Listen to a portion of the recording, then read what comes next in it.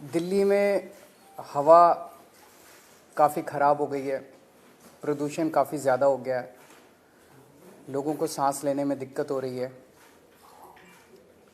इसके कई सारे पहलू हैं। मैं सबसे पहले आप लोगों के साथ शेयर करना चाहता हूं कि ये समस्या केवल दिल्ली की नहीं है, ये पूरे नॉर्दर्न इंडिया की समस्या है। पूरे उत्तर भारत में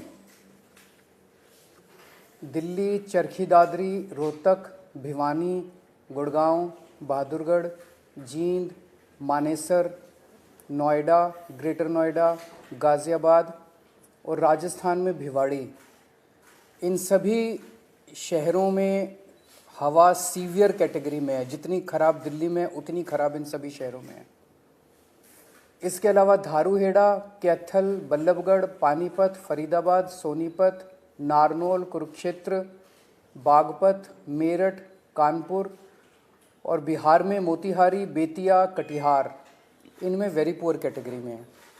तो ये समस्या पूरे उत्तर भारत की समस्या है प्रदूषण की, और जाहिर तौर पे इसमें केवल आम आदमी पार्टी इसकी जिम्मेदार नहीं है, केवल केजरीवाल इसका जिम्मेदार नहीं है, केवल दिल्ली और पंजाब की सरकारें इसकी जिम्मेदार नहीं है। इसके कई सारे कारण हैं, कई लोकल कारण हैं, कई रीजनल कारण हैं।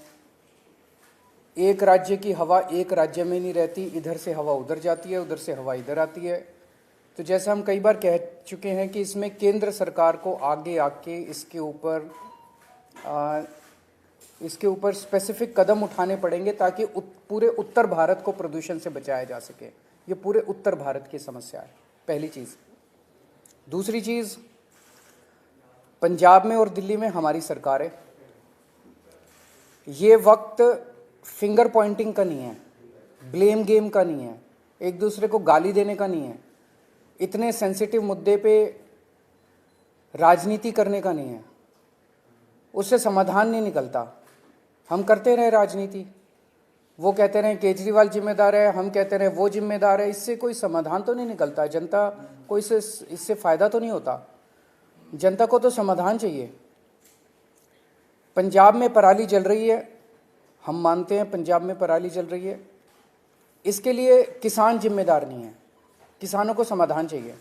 किसानों को जिस दिन समाधान मिल जाएगा वो पराली जलाना बंद कर देंगे, क्योंकि दिल्ली तक जब पराली का धुआं पहुंचता है उसके पहले तो उस किसान के खुद के घर में वो धुआं जाता है, उसके बच्चों के धुआं जाता है। तो उसके लिए किसान जिम्मेदार नहीं है। पंजाब में हमारी सरकार है। अगर पंजाब में पराली जल रही है उसके लिए हमारी सरकार, हम जिम्मेदार हैं।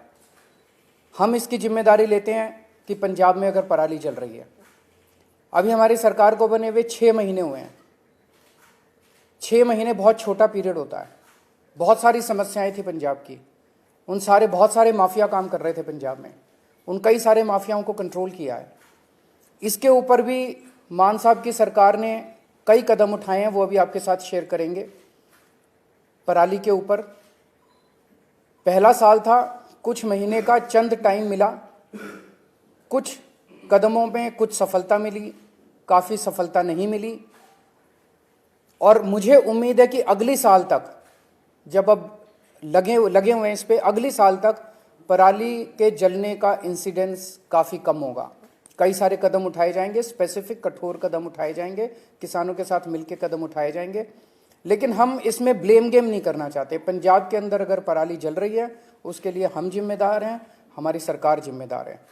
इसमें मान साहब की सरकार ने कई सारे कदम उठाए हैं, वो आपके साथ शेयर करना चाहेंगे। जैसा कि अरविंद केजरीवाल जी ने बोला, ये नॉर्थ इंडिया की प्रॉब्लम है।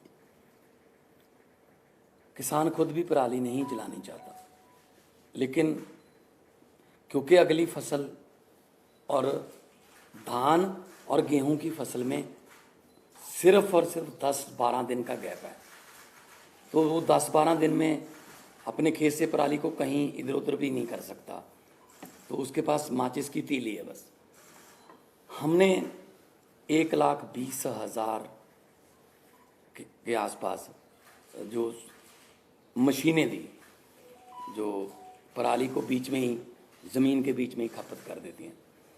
पीएयू ने एक ऐप बनाई, जैसे आप ऊबर ओला की कैब ऐप देखते हो कि आप उस पर अगर टच करते हो तो आपको आपके रीजन में 2-3 किलोमीटर की रेंज में जितने भी मशीनें अवेलेबल हैं, ट्रैक्टर अवेलेबल हैं, आप वहाँ जाके कॉन्टैक्ट नंबर सहित उसमें आ जाते हैं। हमने गुरुद्वारा साहब जो गांव में हैं वहाँ पे बार बार हमने वहाँ गुरुद्वारा साहब में अनाउंसमेंट्स करवाई कि पवन गुरु पानी पिता माता तरत महत। गुरु नानक साहब ने पवन को गुरु का दर्जा, पानी को पिता का दर्जा और धरती को माता का दर्जा दिया। ये तीनों दर्जे हमने कायम रखने हैं। इसके अलावा भी हमने बहुत सी पंचायतों को इनकरेज किया। मेरे पास आंकड़े हैं कि 124 गांव, 120 गांव, 93 गांव उन्होंने इकट्ठे होके अपनी अपनी पंचायत बुला के ये मता पास किया ग्राम पंचायत ग्राम सभा में कि हम लोग पराली नहीं जलाएंगे। तो पराली नहीं जलाना चाहता किसान, हाँ अगर जल रही है, धुआं उठ रहा है, तो हम उसकी जिम्मेदारी लेते हैं। हम कोई जिम्मेदारी से नहीं भाग रहे, जिम्मेदारी हम ले रहे हैं, लेकिन इसको मिल बैठ के हल करना पड़ेगा। जैसा कि अरविंद जी ने बोला कि हमारे पास इतना कम समय था, इतने कम समय में दोनों फसलें आ गई।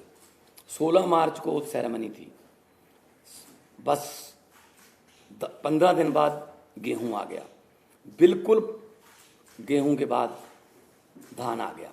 धान की प्रोक्योरमेंट में कोई कमी नहीं है, लिफ्टिंग में कोई कमी नहीं है, किसान को पैसे मिलने में कोई कमी नहीं है, बल्कि घंटों में ट्रांसफ़र हो रहे हैं पैसे। लेकिन अगर हम ये शान से कहते हैं कि इस साल पंजाब में, हरियाणा में या देश में इतने लाख मीट्रिक टन धान पैदा होगा, रिकॉर्ड टूट जाएंगे, तो हम उस बात को तो शान से कहते हैं। लेकिन हम उस समय ये भी हमें याद रखना चाहिए सरकारों को कि अगर धान के रिकॉर्ड टूट रहे हैं तो पराली के रिकॉर्ड भी टूटेंगे, उतनी पराली भी तो आएगी।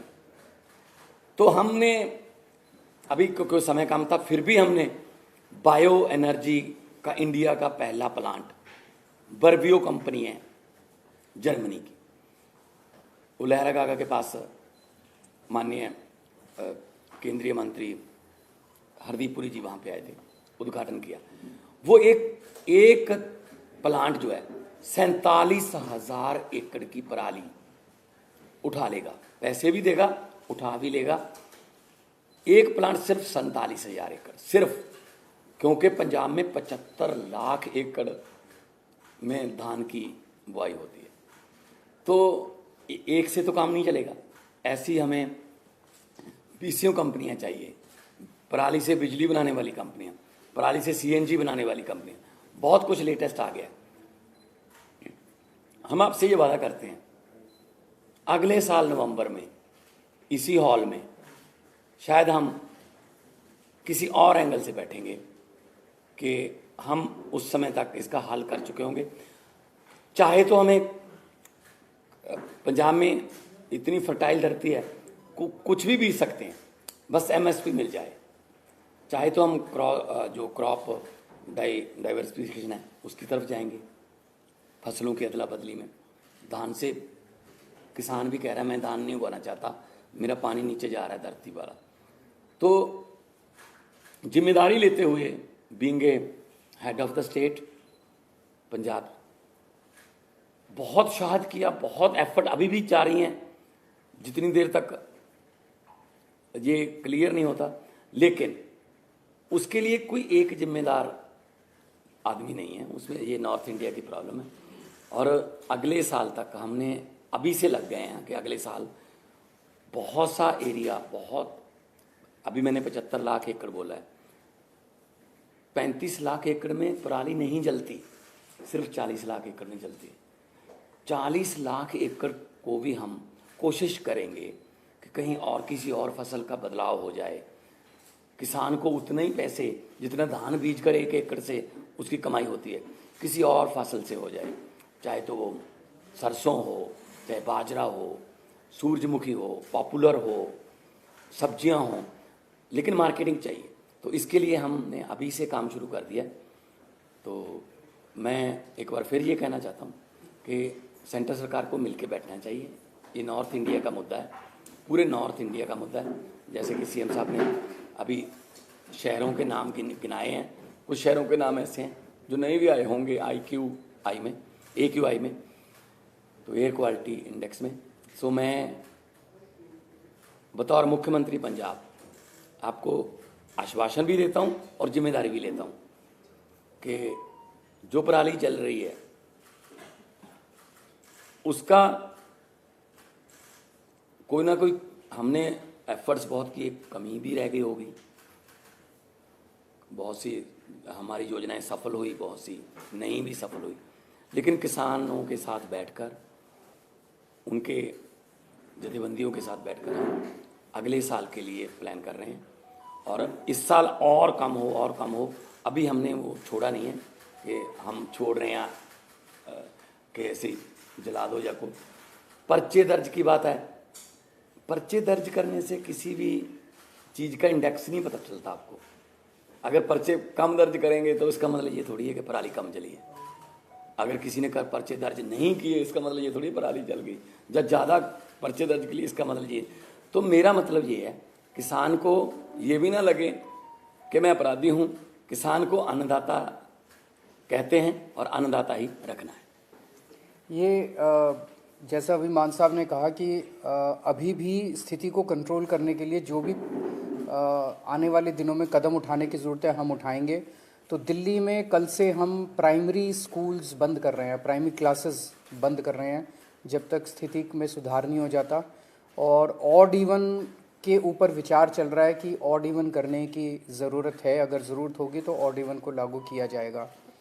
आज सुबह मैं देख रहा था, आदेश गुप्ता जी कह रहे थे कि वो एक दादा के नाते बोल रहे हैं और उनका जो पोता है उसे दिक्कत हो रही है। मैं उन्हें भरोसा दिलाना चाहता हूँ आदेश गुप्ता जी कि आपका पोता मेरा भी पोता है, और भरोसा रखिए कि हम पूरी कोशिश करेंगे, मिलके कोशिश करेंगे कि किसी भी बच्चे को किसी भी तरह की तकलीफ़ नहीं होनी चाहिए, उसके स्वास्थ्य से संबंधित, उसकी ज़िंदगी से संबंधित। अगर कोई क्वेश्चंस हैं एक दो तो। जो आप मान साहब ने कहा जो पराली को लेकर इस पे सवाल उठ रहे थे कि जो केंद्र सरकार से आप लोगों को कह रहे थे जो प्रस्ताव भेजा था वो नहीं माना गया, उस समय उसके बावजूद कोई और कदम जो आप लोग उठा सकते थे? नहीं, देखो, दो प्रस्ताव हमने भेजे थे। एक तो था कि 1500 आप दे दो, 500 दिल्ली गवर्नमेंट से ले लेंगे, 500 हम दे देंगे, 2500 रुपये पर एकड़ अगर उसको मिल जाएगा, वो दिहाड़ी वगैरह पे उसका खर्च होगा 1000 के आसपास, वो पराली को एक जगह पे रख लेगा, निकाल के अपनी फसल वो गेहूं की बीज देगा।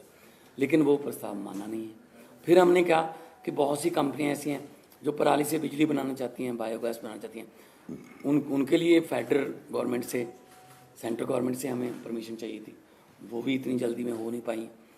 अभी भी हम कोशिश कर रहे हैं दोबारा कि चलो ये सीज़न हो गया तो अगला सीज़न तक तो कम से कम कर लें। तो हमारी तरफ से 1,20,000 हैप्पी सीडर्स बोलते हैं उसको, वो मशीनें चल रही हैं। मशीनों की अवेलेबिलिटी की कोई प्रॉब्लम नहीं है। हम गुरुद्वारा साहब में भी अनाउंसमेंट करवाते हैं कि जिसको मशीन चाहिए, इस गांव में मशीन, भाई 4 मशीन, 2 ट्रैक्टर हैं, अगर आपके पास अकेला ट्रैक्टर है, मशीन नहीं है, तो आप मशीन वहाँ से ले आएँ। अगर आपके पास ट्रैक्टर भी नहीं है तो ट्रैक्टर समेत भी मशीन मिलती है। तो हम एफर्ट्स में कोई कमी नहीं छोड़ रही। सेकेंडरी स्कूल 5वीं से ऊपर की क्लासेस की आउटडोर एक्टिविटीज़ बंद कर रहे हैं। स्पोर्ट्स और आउटडोर एक्टिविटीज़ जो हैं वो नहीं अलाउड की जाएंगी। सर, आप एनसीआर की बात कर रहे थे। एनसीआर नहीं, पूरे नॉर्दर्न इंडिया की।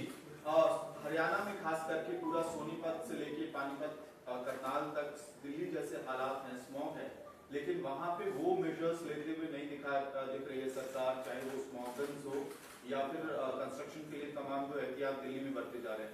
Do you think that there is an urgent need for the centre to call a joint meeting? मैं वही बार बार कह रहा हूँ, 2 चीज़ों की ज़रूरत है। केंद्र सरकार अब पीछे नहीं रह सकती, केंद्र सरकार को इसका नेतृत्व करना पड़ेगा। केंद्र सरकार को बिहार तक प्रॉब्लम है, राजस्थान तक प्रॉब्लम है। राजस्थान के भिवाड़ी ज़िले में आज सीवियर कैटेगरी का पॉल्यूशन है। बिहार के मोतिहारी, बेतिया, कटिहार में वेरी पुअर कैटेगरी का पोल्यूशन है। ये तो पंजाब की वजह से नहीं हो रहा ना। तो ये समस्या तो पूरे नॉर्दर्न इंडिया की समस्या है, जिसके लिए केंद्र सरकार को सामने आके प्रदूषणों के कारणों के ऊपर काम करना पड़ेगा। और जहाँ प्रदूषण है वहाँ पे जो स्टेप्स दिल्ली सरकार उठा रही है, ये स्टेप्स पूरे देश में उठाने की ज़रूरत है। ज़रूर जॉइंट मीटिंग होनी चाहिए, एक्सपर्ट से गाइडेंस होनी चाहिए, हम लोगों को भी गाइडेंस मिले एक्सपर्ट से, उन सब चीज़ों की ज़रूरत है। पर एक ही चीज़ है कि मतलब मैं देख रहा हूँ रोज अखबारों के अंदर केजरीवाल ने ये नहीं किया, केजरीवाल ने ये नहीं किया, केजरीवाल ने ये नहीं। अगर केजरीवाल को गालियाँ देने से अगर देश का प्रदूषण खत्म होता हो तो दे लो। प्रदूषण तो खत्म नहीं हो रहा ना केजरीवाल को गाली देने से, समाधान तो निकालना ही पड़ेगा ना। राजनीति से नहीं होगा, मिल बैठ के कंस्ट्रक्टिव अप्रोच करनी पड़ेगी। पंजाब में बेलर्स के लिए किसानों की मांग है कि बेलर्स की रिक्वायरमेंट खुले हैं स्टबल को पैक करने के लिए, और हरियाणा में भी कुछ डेमोन्स्ट्रेट ये किया गया था कि बेलर्स की वजह से कहीं ना कहीं पराली जलाने की जो एक्टिविटीज में कमी आई है। तो कितने एक्टिव है अभी कोई संख्या बेलर्स की? वो सारे कदम उठाएंगे। जैसा मैंने कहा कि हमें 6 महीने मिले, 6 महीने बहुत कम होते हैं, मतलब कुछ भी नहीं होते, इतनी बड़ी समस्या है। उसमें भी मतलब पहले कुछ महीने तो लॉ एंड ऑर्डर उसको सब चीज़ों को कंट्रोल करने में लगे। तो 1 साल और दीजिए, हमें 1 साल मांग रहे हैं। हमें पूरी उम्मीद है जिस तरह से दिल्ली से हमारी आम आदमी पार्टी की सरकारें काम करती हैं, अच्छी नीयत से, पढ़े लिखे लोग हैं हम, तो इसको भी समस्या का समाधान निकालेंगे। बेलर्स भी लेके आएंगे, हैप्पी सीडर भी लेके आएंगे, क्रॉप डाइवर्सिफिकेशन की जरूरत है वो भी करेंगे। सारी चीज़ों के ऊपर काम अभी पैरेलली चल रहा है। अगले साल में तो अगला सीजन ही होगा, अगले सीजन में आपको ये तकलीफ होनी नहीं चाहिए। लेकिन हम कोशिश ये करेंगे कि हम धान से किसानों को किसी और फसल की तरफ लेके जाएं। उसके लिए मार्केटिंग चाहिए, एमएसपी चाहिए। हम बात कर रहे हैं, सेंटर के साथ भी बातचीत चल रही है कि क्योंकि राइस की कोई कमी नहीं है। मैं एफसीआई की स्टैंडिंग कमेटी का मेंबर था जब मैं मेंबर ऑफ पार्लियामेंट था। एफसीआई ये कह रही है कि हमारे पास राइस की कोई कमी नहीं है, लेकिन अब जो राइस पैदा होता है वो तो एफसीआई को उठाना पड़ता है, एमएसपी पे उठाना पड़ता है। तो हम कोशिश ये करेंगे कि ऐसी फसलें पंजाब में अगली बार आएँ ज़्यादातर जिनमें कम पानी खपत। मतलब पंजाब का नाम ही सिर्फ पानियों पर है, 5 आब, 5 दरिया, पानी नहीं है, ना तो ऊपर वाला ना ही नीचे वाला। 1 किलो चावल पैदा करने के लिए 3800 लीटर पानी पंजाब खपत कर रहा है 1 किलो चावल के लिए। तो हम देश को चावल नहीं दे रहे, हम देश को पानी दे रहे हैं। तो हम कोशिश ये करेंगे, किसान खुद इस बात से सहमत है कि हमें किसी और फसल की तरफ ले जाओ, बशर्ते उन्हें उतना ही कमाई हो जितनी धान से एमएसपी पे। शिक्षा मंत्रालय ने देश भर के स्कूलों के लिए परफॉर्मेंस रेटिंग इंडेक्स लागू किया है। 2020-21 की रिपोर्ट है। दिल्ली के स्कूलों की स्थिति खराब बताई गई है, लेवल 2 भी क्रॉस नहीं कर पाई, और उसी दौरान पंजाब ने बेहतर परफॉर्म किया 2020-21 में, पूरे देश में 3रे नंबर पर है। आप सवाल ये है कि एजुकेशन मॉडल जनता से पूछ लो कि कहाँ के स्कूल अच्छे हैं और कहाँ के खराब हैं। मुझे नहीं पता ये कैसे बनाया इंडेक्स, इसकी डिटेल्स तो मनीष सिसोदिया जी बताएंगे। वो टेक्निकली सारी चीज़ों में समझ रखते हैं कि इसमें कैसे बनाया गया, क्या बनाया गया। लेकिन आप दिल्ली के लोगों से पूछ लो कि स्कूलों से खुश हो गया, और बाकी देश के लोगों से पूछ लो कि स्कूलों से खुश हो गया, आपको आपका जवाब है। और आप भी जानते हो, आप स्माइल कर रहे हो कि कौन सा स्कूल अच्छा है। Thank you.